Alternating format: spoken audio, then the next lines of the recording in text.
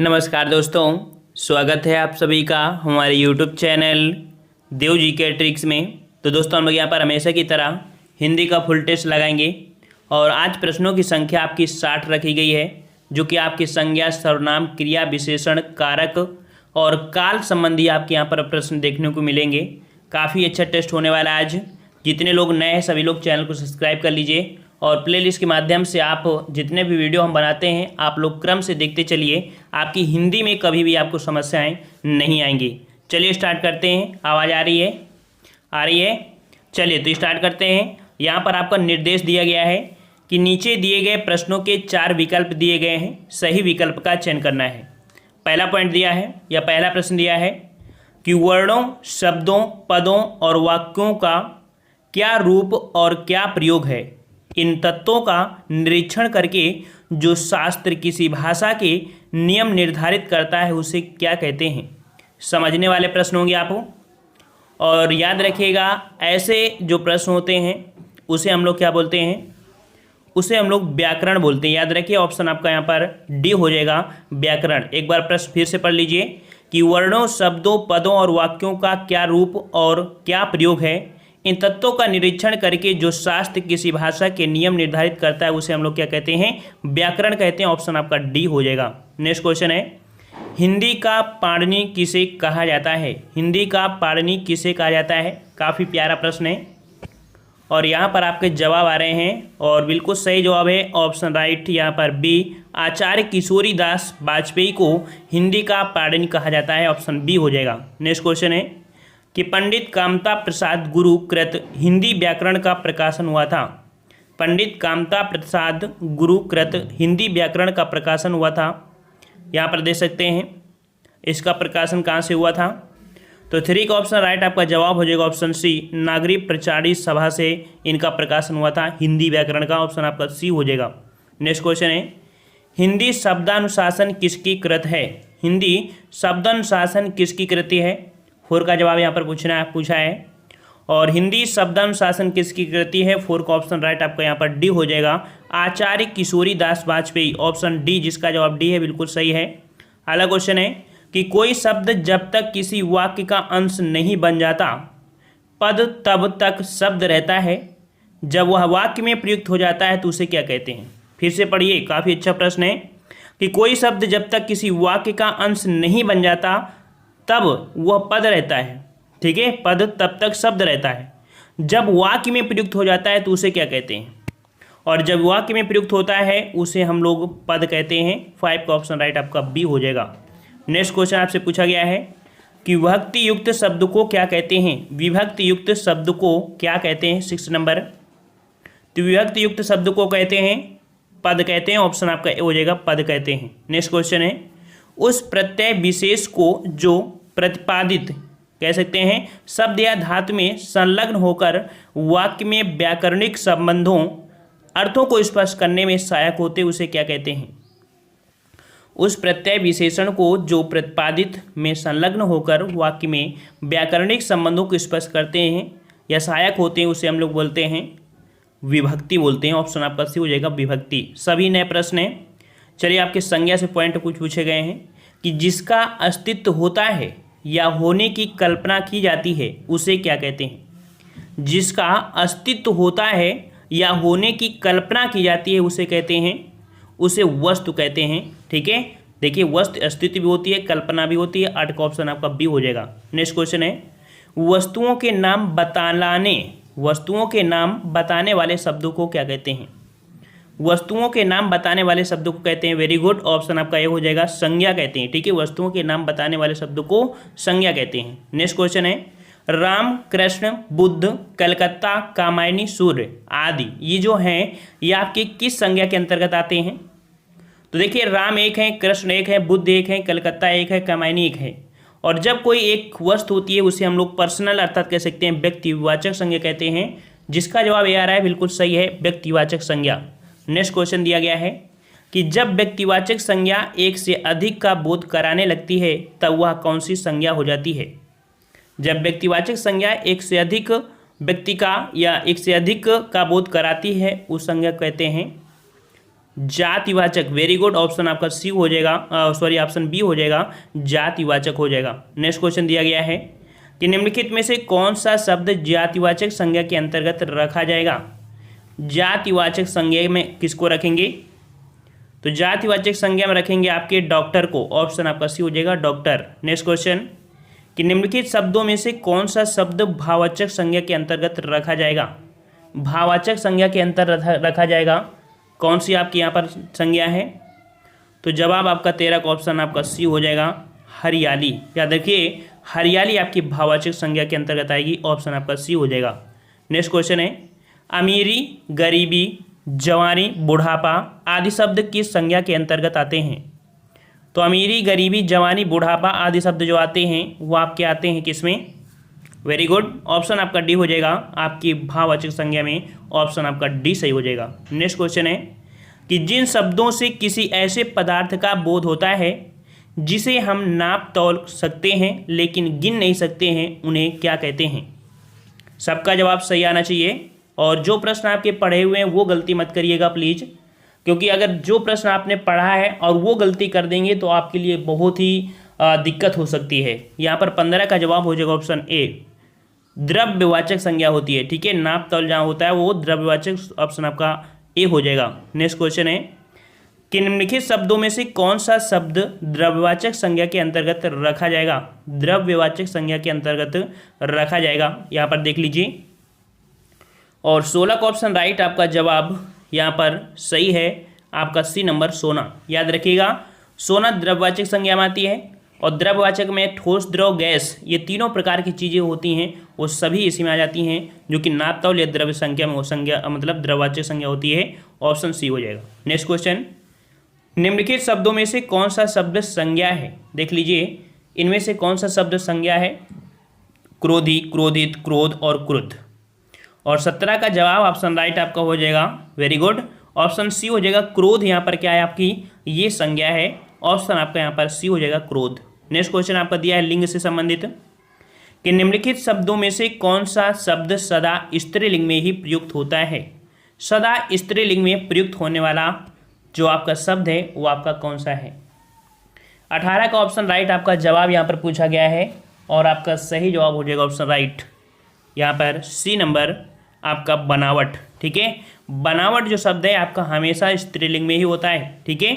और हमने आपको यहाँ पर एक ट्रिक भी बताया था, ठीक है, जैसे कि हिमालय कैसा है, आप कैसी तो नहीं बोलते हैं ना, मतलब कोई भी शब्द में कैसा और कैसी से आंसर निकाल सकते हैं।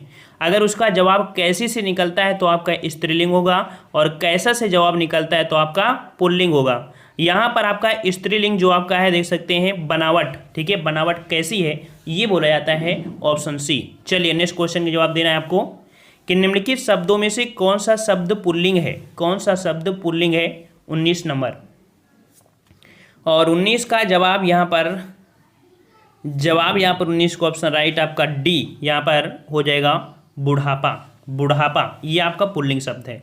नेक्स्ट क्वेश्चन है कि निम्नलिखित शब्दों में से कौन सा शब्द स्त्रीलिंग है। चलिए सबका जवाब आपको ही देना है, यहाँ पर फटाफट आंसर देना है और साथ में आंसर देना है। तो जिस शब्द मतलब निम्नलिखित में से कौन सा शब्द स्त्रीलिंग में है, 20 का जवाब हो जाएगा ऑप्शन राइट यहाँ पर बी, जो ऋतु है ये आपकी स्त्रीलिंग है, ठीक है। नेक्स्ट क्वेश्चन, शब्द के जिस रूप से एकत्व या अनेकत्व का बोध होता है उसे क्या कहते हैं। एकत्व या अनेकत्व का बोध होता है उसे हम लोग बोलते हैं वचन। याद रखिए क्या बोलते हैं उसे, वचन बोलते हैं, ऑप्शन आपका डी हो जाएगा। नेक्स्ट क्वेश्चन दिया गया है कि निम्नलिखित में से कौन सा शब्द सदा बहुवचन में प्रयुक्त होता है। सदा बहुवचन में प्रयुक्त होने वाला आपका शब्द पूछा गया यहाँ पर। चलिए 22 का ऑप्शन राइट, और 22 का ऑप्शन राइट आपके यहाँ पर ये हो जाएगा प्राण। याद रखिए प्राण हमेशा आपके बहुवचन में होता है, ठीक है, प्राण, जैसे प्राण निकल गए है ना, तो इस प्रकार से इसे बहुवचन में प्रयोग करते हैं। नेक्स्ट क्वेश्चन कि निम्नलिखित वाक्यों में से किस शब्द में वचन का सही प्रयोग हुआ है। वचन का सही प्रयोग हुआ है आपके किस में। चलिए 23 का जवाब देना है आपको, और 23 का ऑप्शन राइट आपका सही जवाब यहाँ पर मेरे होश उड़ गए। देखिए सी नंबर आपका जवाब है, बिल्कुल सही है, मेरे होश उड़ गए, बिल्कुल सही है।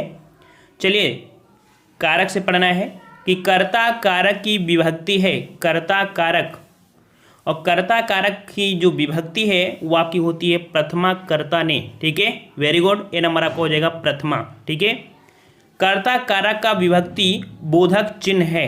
कर्ता कारक में जो विभक्ति चिन्ह होता है प्रथमा कर्ता ने होता है ना, ऑप्शन आपका सी हो जाएगा ने। नेक्स्ट क्वेश्चन, कर्म कारक की विभक्ति है। कर्म कारक की विभक्ति क्या होती है? तो कर्म कारक में होता है आपका द्वितीया। ठीक है, द्वितीया कर्म को। ठीक है, और यहाँ पर 27 नंबर है कि कर्म कारक विभक्ति चिन्ह जो बोध होता है वो क्या होता है? तो कर्म कारक में क्या होता है? प्रथमा कर्ता ने द्वितीय कर्म को। क्या होता है भाई? तो ऑप्शन आपका बी हो जाएगा, को हो जाएगा। नेक्स्ट क्वेश्चन दिया गया है, संप्रदान कारक का विभक्ति बोध। संप्रदान कारक क्या होता है आपकी पहचान? तो संप्रदान को के लिए होता है। वेरी गुड, ऑप्शन आपका बी हो जाएगा, को के लिए। नेक्स्ट क्वेश्चन है, श्री राम ने रावण से बाली को मारा, इस वाक्य में श्री राम ने बाण से बाली को मारा। यहाँ पर है श्री राम ने बाण से बाली को मारा, इस वाक्य में बाण से जो आपका है ये कौन सा कारक है? बाण से। तो बाण से ये आपका है देखो करण से। ठीक है, करण से अर्थात बाण से, ऑप्शन आपका सी हो जाएगा। नेक्स्ट क्वेश्चन है, अधिकारी ने चपरासी को बुलाया, इस वाक्य में चपरासी को में कौन सा कारक है? चपरासी को शब्द यहाँ पर लगा है, चपरासी को। और आपका जवाब क्या हो जाएगा? तो जवाब हो जाएगा ऑप्शन राइट आपका हो जाएगा बी नंबर, कर्म कारक। ठीक है, कर्म कारक ऑप्शन आपका बी हो जाएगा। नेक्स्ट क्वेश्चन है, उसने विद्यार्थी को पुस्तक दिया, इस वाक्य में विद्यार्थी को में कौन सा कारक है? विद्यार्थी को। चलिए, विद्यार्थी को यहाँ पर आपका जो कारक हो जाएगा संप्रदान कारक। ठीक है, उसने विद्यार्थी को पुस्तक दिया, जब देना शब्द आपका होता है और देने में को शब्द प्रयोग होता है उसी में हम संप्रदान का प्रयोग करते हैं। ठीक है, जैसे किसी को कंबल दिया, ये दिया, वो दिया, है ना। अगला क्वेश्चन है, निम्नलिखित वाक्यों में से किस वाक्य में अपादान कारक है? अपादान से होता है, और यहाँ पर आपका अपादान कौन सा प्रयोग होगा? चलिए 32 नंबर, हिरन शेर से डरता है, रामू ने लाठी से कुत्ते को मारा, राजा ने ब्राह्मण को भोजन कराया। तो भाई यहाँ पर दे सकते हैं 32 नंबर सही जवाब देना पड़ेगा आपको। तो देखिए यहाँ पर आपका जवाब, यहाँ पर देखिए हिरन शेर से डरता है, शेर से डरता है, अर्थात यहाँ पर क्या हुआ कि डरता है, इसका मतलब वो दूर रहता है ना। डरता है मतलब दूर। यहाँ पर बारीकी समझना पड़ेगा कि हिरन शेर से डरता है, कभी उसके पास नहीं जाएगा, अलग ही रहेगा, अगर देख लेगा भी तो भाग जाएगा। तो यहाँ पर आपका जवाब आपका ए नंबर हो जाएगा। ठीक है, सटीक आंसर आपका ए आपका मैच करेगा। नेक्स्ट क्वेश्चन, आपका पत्र मिला वाक्य में कौन सा कारक है? आपका पत्र मिला कौन सा कारक है? 33। तो आपका पत्र मतलब यहाँ पर संबंध दर्शा रहा है, अर्थात यहाँ पर जवाब आपका सी हो जाएगा संबंध कारक। ठीक है, नेक्स्ट क्वेश्चन दिया है कि कमल फूलों में सुंदरतम है, वाक्य में कौन सा कारक है? कमल फूलों में सुंदरतम है, कमल फूलों में सुंदरतम है, यहाँ पर आपका जो कारक है वो आपका हो जाएगा में, कर अधिकरण में पर, ऑप्शन राइट बी हो जाएगा अधिकरण कारक। चलिए अब आपके प्रश्न दिए हैं सर्वनाम से संबंधित कि जो शब्द सभी संज्ञाओं के बदले पूर्व पर संबंध के साथ प्रयुक्त होते हैं उन्हें कहते हैं। जो शब्द सभी संज्ञाओं के बदले पूर्व पर संबंध के साथ प्रयुक्त होते हैं उन्हें क्या कहते हैं? तो 35 का ऑप्शन राइट आपका जवाब यहाँ पर आपका बी हो जाएगा, उन्हें हम लोग सर्वनाम कहते हैं। ठीक है, सर्वनाम। नेक्स्ट क्वेश्चन कि निम्नलिखित शब्दों में से कौन सा शब्द पुरुषवाचक सर्वनाम के अंतर्गत रखा जा सकता है? पुरुषवाचक सर्वनाम के अंतर्गत रखा जाता है किसको? तो यहाँ पर आपका 36 का जवाब हो जाएगा ऑप्शन यहाँ पर राम। यह देखिए आपका जो सी नंबर है 36 का सी, हम शब्द ये पुरुषवाचक में आ जाएगा। ठीक है, सी नंबर। अगला है, मैं अपने आप काम कर लूँगा में आप शब्द कौन सा सर्वनाम है? आप शब्द जो आपका है ये आपका कैसा आपका सर्वनाम है? और आप शब्द होता है किसके लिए? आप शब्द होता है निजवाचक के लिए। वेरी गुड, ऑप्शन आपका बी हो जाएगा निजवाचक। भाई सभी लोग वीडियो लाइक करिए और शेयर भी करिए। ठीक है, शेयर भी करिए, और नए हैं तो चैनल को सब्सक्राइब कर लीजिए। चलिए अगला है, निम्नलिखित शब्दों में से कौन सा शब्द प्रश्नवाचक सर्वनाम है? कौन सा शब्द प्रश्नवाचक सर्वनाम है? यहाँ पर प्रश्नवाचक। वेरी गुड, ऑप्शन आपका ए हो जाएगा। कौन शब्द आपका यहाँ पर प्रश्नवाचक है? नेक्स्ट क्वेश्चन है, निम्नलिखित शब्दों में से कौन सा शब्द अनिश्चित वाचक सर्वनाम है? अनिश्चय या अनिश्चित वाचक सर्वनाम है। और अनिश्चित में प्रयोग करते हैं किसको, तो आपके कुछ है ना, ऑप्शन आपका बी हो जाएगा कुछ। नेक्स्ट क्वेश्चन है कि निम्नलिखित वाक्यों में से किस वाक्य में सर्वनाम का अशुद्ध प्रयोग हुआ है। सर्वनाम का अशुद्ध प्रयोग हुआ है, देख लीजिए किस में हुआ है। मुझे इस बैठक की सूचना नहीं थी, ये तो सही है। मैं तेरे को एक घड़ी दूंगा, तो भाई मैं तुम्हें एक घड़ी दूंगा ये होना चाहिए। बी नंबर आपके यहाँ पर त्रुटि है, बी का 40 का ऑप्शन बी ये त्रुटिपूर्ण आपका है, ठीक है, बी नंबर। नेक्स्ट क्वेश्चन आपका विशेषण संबंधी क्वेश्चन कि निम्नलिखित शब्दों में से कौन सा शब्द विशेषण है। कौन सा शब्द विशेषण है यहाँ पर 41 नंबर। और यहाँ पर आपका देखिए विशेषण नम्रता है, मिठास है, शीतलता, यहाँ पर सच्चा। सच्चा शब्द आपका एक गुण के अंतर्गत आता है जो कि आपका डी नंबर सच्चा शब्द हो जाएगा।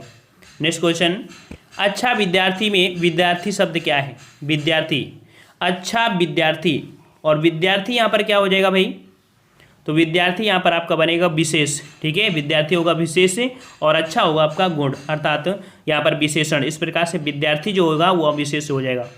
अगला है निम्नलिखित शब्दों में से कौन सा शब्द गुणवाचक विशेषण है। गुणवाचक विशेषण पूछा गया आपसे 43 नंबर, और 43 को ऑप्शन राइट। यहाँ पर गुणवाचक विशेषण आपका है बलवान, ठीक है, जिसका जवाब ये है तो आपका हो जाएगा गुणवाचक के अंतर्गत आपका आएगा बलवान, ए नंबर। नेक्स्ट क्वेश्चन है कि निम्नलिखित वाक्यों में से एक वाक्य में विशेषण संबंधी अशुद्धि है, अशुद्धि नहीं है, वो आपका कौन सा है। विशेषण संबंधी अशुद्धि नहीं है, वो आपका कौन सा वाक्य है 44 नंबर। अशुद्धि नहीं है, तो यहाँ पर देखो पहले वाले में क्या है कि इसमें एक गोपनीय रहस्य, गोपनीय मतलब देखो गोपनीय है और रहस्य है, तो दोनों चीज़ नहीं लगना चाहिए। बी वाले में सज्जन है और यहाँ पर कह सकते हैं कि अच्छा है, ये नहीं लगना चाहिए। सी वाले में खूब ठंडा, तो बर्फ के साथ ठंडा नहीं लगना चाहिए। तो ऑप्शन राइट आपका क्या हो जाएगा, सिंपल सी ऑप्शन राइट आपका डी यहाँ पर आपका सही हो जाएगा। नेक्स्ट क्वेश्चन कि निम्नलिखित शब्दों में से कौन सा शब्द अनिश्चित परिमाणवाचक विशेषण है। अनिश्चित परिमाणवाचक विशेषण आपका है 45 नंबर, और यहाँ पर 45 का जवाब हो जाएगा आपका देखिए अनिश्चित मतलब आपका बी नंबर थोड़ा। थोड़ा शब्द आपका अनिश्चित परिमाण में आता है, बी नंबर। अब आपके प्रश्न दिए हैं क्रिया से संबंधित कि काम का नाम बताने वाले शब्द को क्या कहते हैं। काम का नाम बताने वाले शब्द को क्या कहते हैं 46 नंबर, और 46 का ऑप्शन राइट आपका जवाब यहाँ पर सी हो जाएगा, क्रिया कहते हैं, ठीक है। अगला क्वेश्चन है निम्नलिखित वाक्यों में से किस वाक्य में सकर्मक क्रिया है। सकर्मक मतलब आपका कर्म के साथ, तो बालक पढ़ता है, पढ़ता है खुद तो पढ़ रहा होगा, अर्थात इसमें कर्म हो गया। राम खाना खा चुका है, अर्थात खाना यहाँ पर आपका कर्म हो गया, ठीक है, और खा चुका है कह सकते क्रिया हो गई। गोपाल पानी लाओ, अर्थात पानी यहाँ पर आपका कर्म, जो लाना क्रिया हो गई, पानी कर्म हो गया। डी वाले में अध्यापक ने लड़कों को पढ़ाया, पढ़ाना यहाँ पर क्रिया हो गई, लड़का कर्म, अर्थात ये सभी ऑप्शन सही हो जाएंगे। यहाँ पर क्वेश्चन है कौन सा शब्द सकर्मक क्रिया है। कौन सा शब्द सकर्मक क्रिया है यहाँ पर, चलिए यहाँ पर जवाब है 48 नंबर। देखिए रोना, क्या रोता है हमने बताया था, ट्रिक होती है क्या, किसको, क्या रोता है, क्या हंसता है, क्या रोता है। आंसर कोई निकला नहीं, निकला ना। क्या लिखता है, कुछ तो लिख रहा होगा ना, आंसर आपका मिल गया डी नंबर। नेक्स्ट क्वेश्चन कि जिन क्रियाओं से कार्य व्यापार का फल कर्ता में ही रहता है उन्हें क्या कहते हैं। जिन क्रियाओं से कार्य व्यापार का फल कर्ता में ही रहता है उसे क्या कहते हैं, तो उसे हम लोग कहते हैं आपके अकर्मक क्रिया, ठीक है। जिन क्रियाओं के कार्य व्यापार का फल कर्ता में ही रहता है उसे अकर्मक, अर्थात कह सकते हैं कर्म नहीं होता है, सिर्फ कर्ता पर ही फोकस हो जाता है, वो आपका अकर्मक हो जाएगा। राम लिपिक से पत्र लिखवाता है, इस वाक्य में लिखवाता है क्रिया का कौन सा रूप है, तो राम लिपिक से पत्र लिखवाता है, इसका मतलब है कि ये क्रिया दूसरे के द्वारा, प्रेरणा द्वारा कराई जा रही है। यहाँ पर आपका जवाब हो जाएगा ऑप्शन सी, प्रेरणार्थक क्रिया है, ठीक है, प्रेरणा है। हमने बताया था प्रेरणार्थक क्रिया दो प्रकार की होती है, प्रथम प्रेरणार्थक क्रिया, द्वितीय प्रेरणार्थक क्रिया।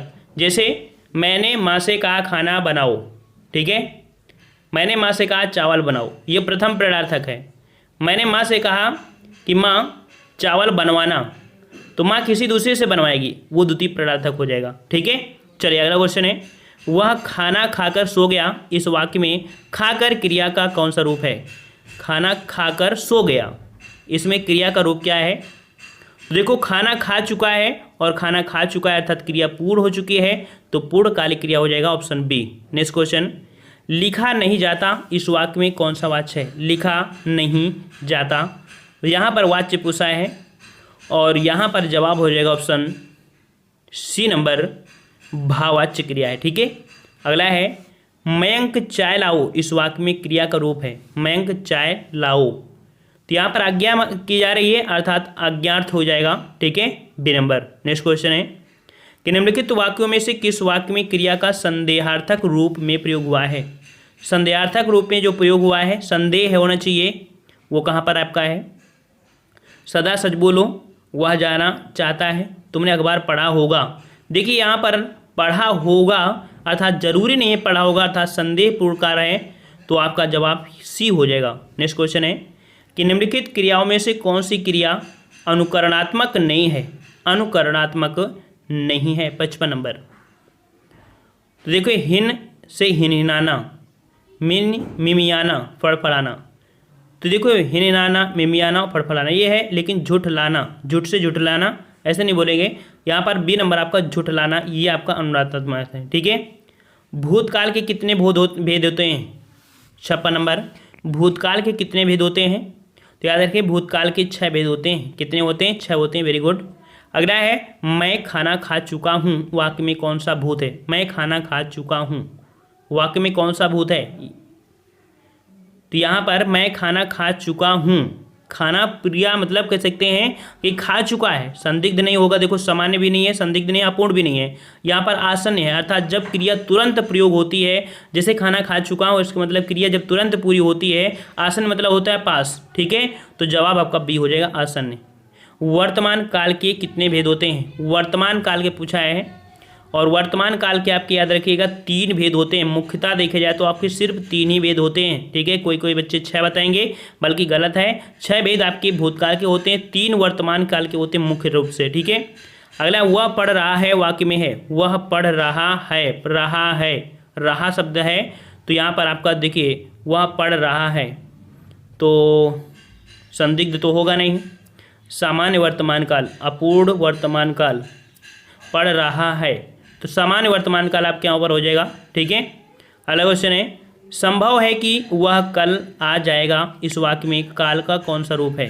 संभव है कि वह कल आ जाएगा, 60 नंबर।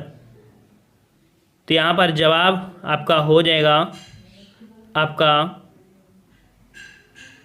यहाँ पर जवाब आपका हो जाएगा बी 60 का। देखिए वह कल आ जाएगा अर्थात यहाँ पर संभाव्य भविष्य हो जाएगा। ठीक है, संभाव्य भविष्य हो जाएगा, ऑप्शन आपका बी हो जाएगा। ठीक है, बी नंबर। तो इस प्रकार से 60 प्रश्न देखा है और इसका आगे की जो प्रश्न होंगे वो कंटिन्यू आपको देखने को मिलेंगे। डेली आपको यहाँ पर 8:30 बजे लाइव टेस्ट दिया जाता है, तो 8:30 बजे से आप लोग आ सकते हैं और बेहतरीन से बेहतरीन तैयारी आप कर सकते हैं और एक्सपेक्टेड क्वेश्चन जो भी हो सकते हैं वो ऐसे प्रश्न आपको देखने को मिलेंगे। ठीक है, हम लोग मिलते हैं नए वीडियो में। जितने लोग नए थे सभी लोग कमेंट जरूर करिएगा और साथ में वीडियो लाइक करिए और चैनल को सब्सक्राइब कर लीजिए। धन्यवाद। जय हिंद, जय भारत।